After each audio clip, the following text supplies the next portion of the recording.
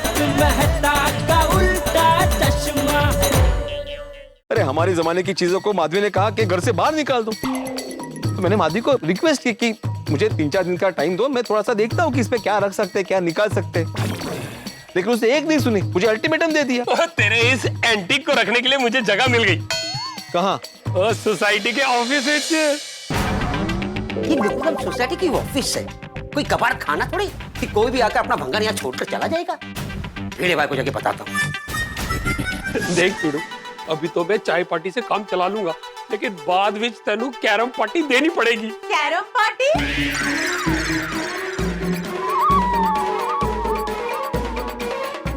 हाँ, carrom party. सुना मैंने भी सुना। बना है कैरम पार्टी 600। इसका जवाब पीड़ू देगा। अरे मैं क्यों, रोशन भाभी ने पूछा है। अरे नहीं, पहले माधवी वेणी ने पूछा। नहीं, पहले तो रोशन भाभी ने पूछा है। एक ही गल कर रहे हैं, माधवी वेणी ने पूछा है। हम दोनों ने साथ में पूछा है। चल अबे बोल, पूछ है। कैरम पार्टी विद चाय। पार्टी पीते पीते कैरम।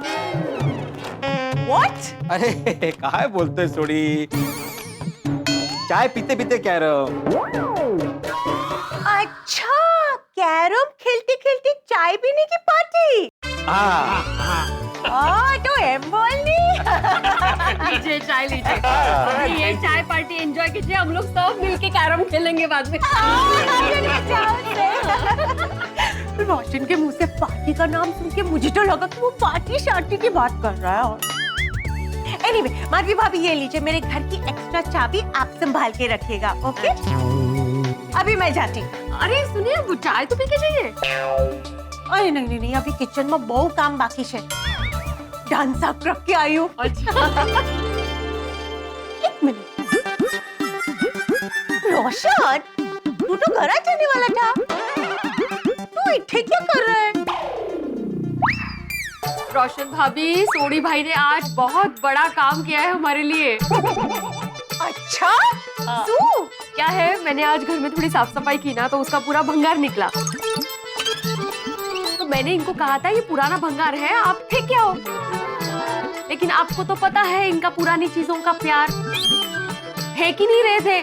लेकिन सोडी भाई उनको मिले और सोडी भाई ने उनको समझाया, उनको हिम्मत दी और उन दोनों ने जाके सामान को फेंक दिया। तू अच्छे रोशन। हाँ, फाइनली सामान सोसाइटी के बाहर गया। भिड़े भाई, भिड़े भाई, भिड़े भाई, ये सोसाइटी में क्या हो रहा है? कोई कायदा कानून है कि नहीं? क्या हुआ क्या अब्दुल? भिड़े भाई, आपको स्ट्रिक्ट बनना पड़ेगा। किसी को कोई जिम्मेदारी का पता ही नहीं है। ऐसे कैसे कोई भी कायदा तोड़ सकता है? वो की गल कर रहे हैं अब्दुल, वो जिसने कायदा तोड़ा है ना, उसको हम तोड़ देंगे। अरे सोडी, एक मिनट। देखो अब्दुल, जिस किसी ने भी नियमों का पालन नहीं किया है, अपनी जिम्मेदारी नहीं निभाई है, उसको उसकी गलती के हिसाब से पनिशमेंट मिलेगी, उससे फाइन भी लेंगे। लेकिन ये बताओ तो सही, हुआ क्या है? भिड़े भाई, हमारी सोसाइटी के ऑफिस को कोई कबाड़ खाना समझ कर रखा है। अपना भंगार का सामान बॉक्स में छोड़ के चला गया।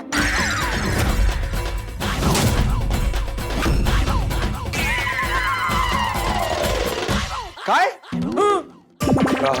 अरे ऐसे कैसे कोई कर सकता है?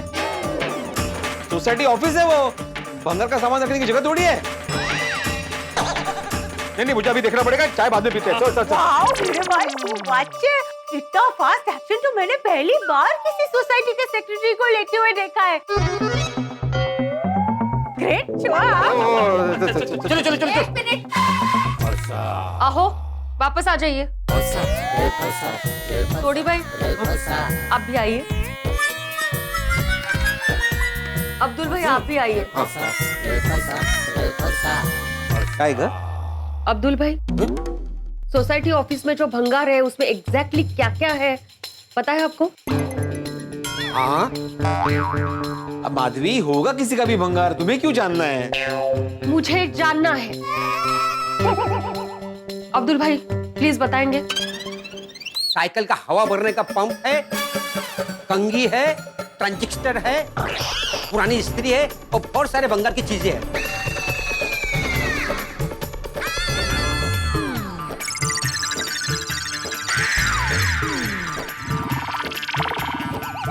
भिड़े भाई, ऐसी ही फालतू चीजों की वजह से ऑफिस में चूहे आते हैं। जिसने भी ऑफिस में भंगार रखा है ना, उस पर फाइन लगाइए। कम से कम 1000 का फाइन तो होना ही चाहिए, ताकि कोई भी दूसरी बार ऑफिस के अंदर भंगार का सामान रखने की हिम्मत ना करे। अरे कल्ला बाबा, कितनी बार बोलोगे अब्दुल? भिड़े भाई, आप अब्दुल भाई पे क्यों गुस्सा कर रहे हो? गुस्सा तो करेंगे ही ना, क्यों? पकड़े जो गए हैं। पकड़े गए? इतने सो? ये दोनों कब से मुझसे झूठ बोल रहे हैं। हाँ? आपको मैंने थोड़ी देर पहले बताया ना कि सोनी भाई ने हमारा भंगार सोसाइटी के बाहर फेंकने में इनकी मदद की, इनकी हिम्मत बढ़ाई। हाँ, ऐसा कुछ नहीं हुआ है। इन दोनों ने सोसाइटी ऑफिस में रखा है भंगार, जो अभी अब्दुल भाई ने देखा। ओह माय खुदाई जी। भिड़े भाई, वो भंगार आपका है?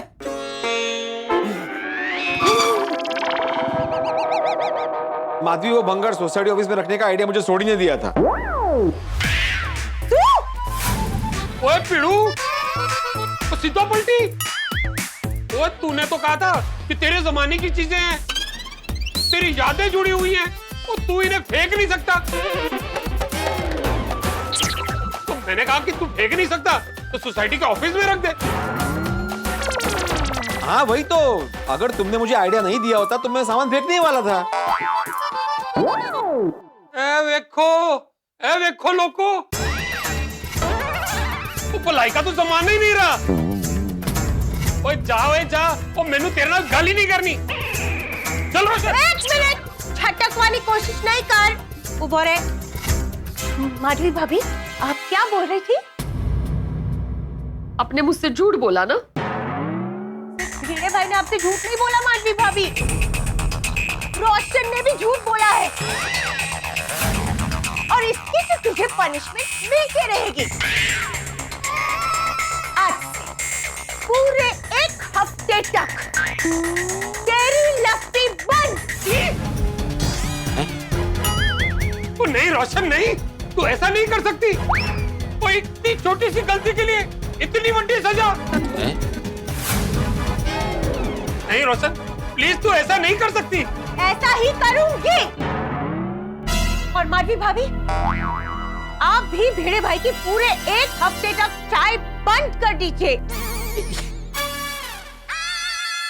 अरे बाप रे, ये तो गड़बड़ हो गई। यहाँ से निकलना पड़ेगा।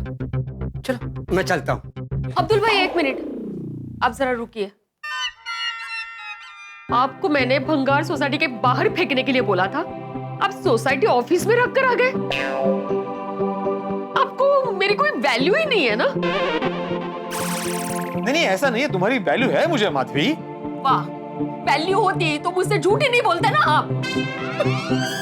माधवी ऐसे मुंह मत फेरो मुझसे। देखो माधवी, तुम मेरी बात को समझो ना। तुम जानती हो ना वो सामान मुझे कितना प्यारा है। वो फेंकने का मेरा मन नहीं मान रहा था, उसको बचाने के लिए मैंने झूठ बोला।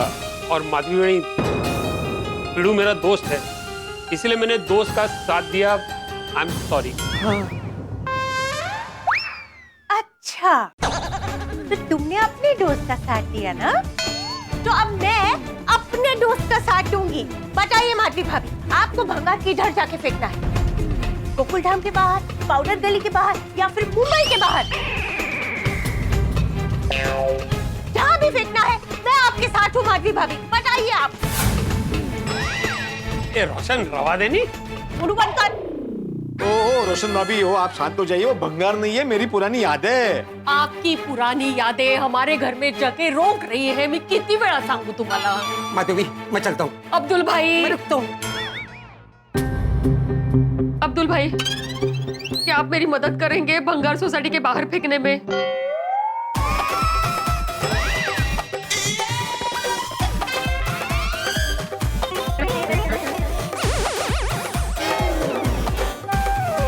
अब्दुल भाई हेल्प नहीं करेंगे ना, कोई कोई बात नहीं माधवी भाभी, मैं आपकी मदद करूंगी। ना कसला उत्साह है। थैंक यू रोशन भाभी। नहीं माधवी भाभी, मैं आपको हेल्प करूंगा ना। चलिए माधवी भाभी, भंगार फेंक के आते हैं, चलिए। मेरी सीटी बच गई। अरे माधवी भाभी, मैं तो कुकर में ढांचा करके आई थी। मुझे 10 मिनट का टाइम दीजिए ना, मैं फटाफट किचन का काम निपटा के आती हूँ। हाँ नहीं रोशन भाभी रुकिए, आप आने की जरूरत नहीं है। अब्दुल भाई के साथ मैं चली जाऊंगी, आप रसोई निपटाइए। Sure sure. हाँ अगदी पक्का। चल चल रोशन। 1 मिनट, तुझे तो मैं शाम को देख लूंगी। अरे रोशन डर। रोशन डार्लिंग नहीं, डेंजर डार्लिंग। तू मिल मेरे को। अरे रोशन डार्लिंग, ओए पिड़ू तेरे चक्कर में मेरी सीटी बच गई। अब्दुल भाई चलिए। सॉरी बड़े भाई।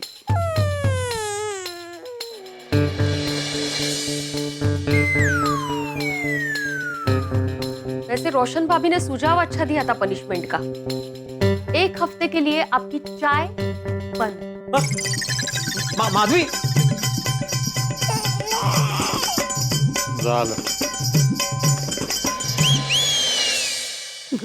गई मेरी पुरानी यादें चली गई। हमारे जमाने का मेरा खजाना एक झटके में चला गया। ये अब्दुल को भी, उस बेचारे की क्या गलती है, उसको कहां पता था कि वो सारा सामान मेरा है। भगवान, कुछ भी करके मेरा खजाना बचाओ। कुछ ऐसा आइडिया। यस, थैंक यू भगवान।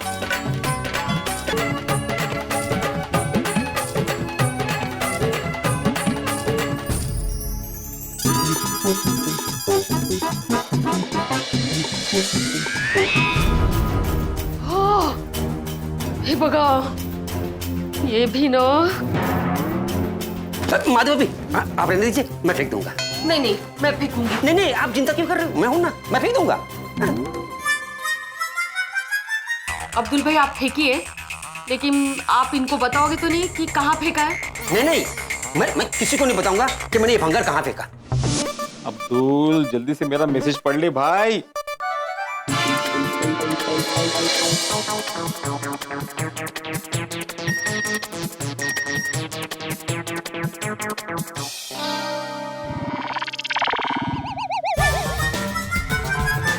अब्दुल, तुम माधवी के सामने सारा सामान फेंकने ले जाना। बाहर फेंकने के बजाय दुकान में छुपा के रख देना। मैं बाद में उसको ले लूंगा और फिर घर में छुपा के रख दूंगा।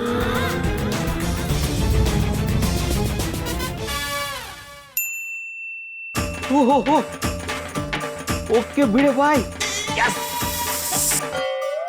कर दिया ओके? हाँ कर दिया।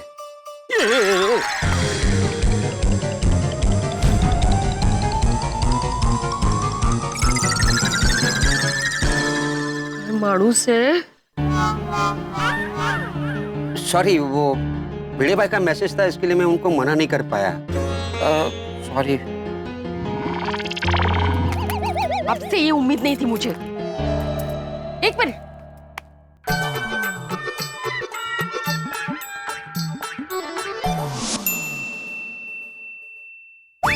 अब्दुल का मैसेज। भिड़े भाई, काम हो गया, आप जल्दी से नीचे आ जाइए। Thank you Abdul, thank you. बच गया मेरा खजाना, बच गया मेरा खजाना, बच गया मेरा खजाना। Abdul Abdul Abdul Abdul, thank you thank you thank you भाई, थैंक यू। तुमने मेरा मैसेज पढ़ के मेरा कीमती सामान अपनी दुकान में छुपा लिया। Very good, thank you. मैं बाद में आके लेके जाऊंगा उसको। इसे माधवी का है, सोसाइटी बस भी है क्या?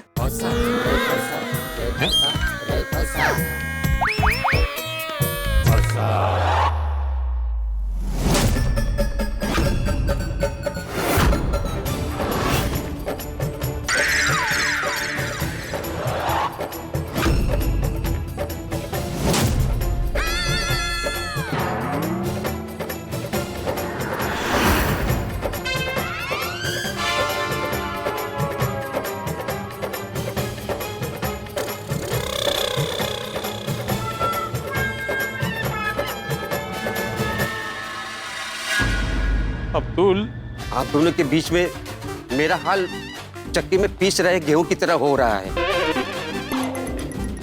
इसलिए आप दोनों में से किसी का मैं साथ नहीं दे पाऊंगा। सॉरी। अभी भी कोई तरीका बाकी है इस बिना काम के सामान को बचाने के लिए? माधवी, कुछ नहीं सुनूंगी मैं, ये सामान भंगार में ही जाएगा। मैं अभी भंगार वाले को बुला रही हूँ, या तो टप्पू सेना को कहती हूँ जाऊ दे ना, मैं खुद ही जाती हूँ ना भंगार वाले के पास। अरे माधवी रुको ना, मैंने बोला ना इसमें भंगार। माधवी भाभी क्या हुआ, सब ठीक? क्या है इस बॉक्स में? ये तो भंगार है। पोपटलाल, ये भंगार नहीं है, इसे भंगार मत बोलो। बिना काम के सामान को भंगारी कहा जाता है। पोपट भाऊजी, भंगारच म्हणा तुम्ही। अरे पर हुआ क्या है? पोपट भाऊजी, आज मैंने घर में साफ सफाई की, इसमें बिना काम की इतनी सारी चीजें निकली, तो मैंने इनको कहा कि आप फेंक के आइए बाहर। तो इन्होंने ये फेंका नहीं, सोडी भाई के साथ जाकर सोसाइटी ऑफिस में छुपा कर आ गए ये, और आकर मुझे कहते हैं कि मैं सोसाइटी के बाहर फेंक के आ गया। अरे रे रे रे रे रे, अपनी पत्नी के खिलाफ ऐसा षड्यंत्र? अगं भाई, षड्यंत्र? और नहीं तो क्या? नहीं नहीं नहीं भिड़े, तुझसे ये उम्मीद नहीं थी दोस्त। अरे तुझे तो दोस्त कहते हुए तकलीफ हो रही है मुझे। वो पोपटलाल, तुम जरा शांति रखोगे? नहीं रखूंगा शांति। मेरी बहन को परेशान करेगा तो बिल्कुल शांति नहीं रखूंगा। माधवी भाभी, आप मुझे विस्तार से बताइए, आपको कैसे पता चला कि भिड़े और सोडी ने इस बॉक्स को सोसाइटी ऑफिस में छिपाया था? काय झालं पोपट भाऊजी, अब्दुल भाई सोसाइटी के ऑफिस गए, उन्होंने वहाँ भंगार देखा, तो उनको लगा है ये किसका भंगार है, तो ये बताने के लिए ये इनके पास आए। तब मुझे पता चला कि ये जो सोसाइटी ऑफिस में भंगार रखा है वो हमारा ही भंगार है। फिर मैंने इनको कहा आप घर पर ही रहिए, मैं और अब्दुल भाई जाकर फेंक के आते। जैसे ही अब्दुल भाई और मैं निकले, इनका अब्दुल भाई को मैसेज आया कि अब्दुल, ये फेंकना मत, तुम्हारी दुकान में छुपा लेना, मैं बाद में आके लेके जाऊंगा। ऐसा झूठ कोई बोलता है पोपट भाऊजी, सांगा बघू। अच्छा अच्छा अच्छा, इसलिए भिड़े के तोते उड़े हुए हैं। अरे भाई भिड़े, जब माधवी भाभी को परेशानी हो रही है तो जिद छोड़ना ये भंगार को घर में रखने की। पोपटलाल, कितनी बार बोला, ये भंगार नहीं है, मेरी पुरानी चीजें हैं, पुरानी यादें हैं मेरी। और तुमसे मैंने सलाह मांगी नहीं ना, तो हम पति पत्नी के बीच अपनी चोच मत अड़ाओ पोपटलाल। भिड़े, तू इंसल्ट कर रहा है मेरा। मैं तो एक दोस्त होने के नाते तुझे सलाह दे रहा था। अरे किसने मांगी थी सलाह? ठीक है, नहीं दे रहा हूँ सलाह। माधवी भाभी, इस सच की लड़ाई में आपका भाई पत्रकार पोपटलाल आखिरी दम तक आपका साथ देगा। थैंक यू पोपट भाऊजी, थैंक यू। अरे काय थैंक यू? अरे काय सच्चाई की लड़ाई, काय षड्यंत्र, काय? अरे मेरा पुराना सामान है, मेरी पुरानी यादें जो मैं फेंकना नहीं चाहता, इतनी सी बात है फक्त। 1 मिनट, मैं अपनी बहन से बात कर रहा हूँ। भाई बहन के बीच में अपनी चोंच मत लड़ाओ। साला, क्या बोला? बीवी का भाई साला ही हुआ ना। लाइए माधवी भाभी, दीजिए वो बॉक्स, दीजिए मुझे, मैं इसे जाकर सोसाइटी के बाहर फेंक कर आता हूँ। नहीं नहीं, सोसाइटी के बाहर फेंकूंगा तो ये वापस इसे घर में लाकर रख देगा। सोसाइटी से दूर कहीं भंगार की दुकान में जाके इस भंगार को बेच कर आता हूँ। दीजिए माधवी भाभी। वो अच्छा समझा, आपको लग रहा है कि मैं भी सोडी और अब्दुल की तरह इसका साथ दूंगा। एक काम करते हैं, आप मेरे साथ चलिए, आपकी आंखों के सामने इस भंगार को भंगार की दुकान पर बेच कर आते हैं। आइए, नाके से हम रिक्शा ले लेंगे। आइए। वाह, देखिए, भगवान भी चाहता है कि ये भंगार जल्द से जल्द सोसाइटी के बाहर निकले। आइए।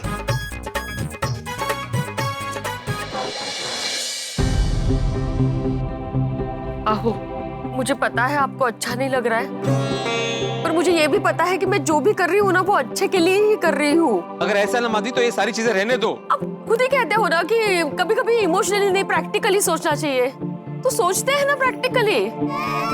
अरे माधवी भाभी, बातों में टाइम वेस्ट मत कीजिए। आइए आइए।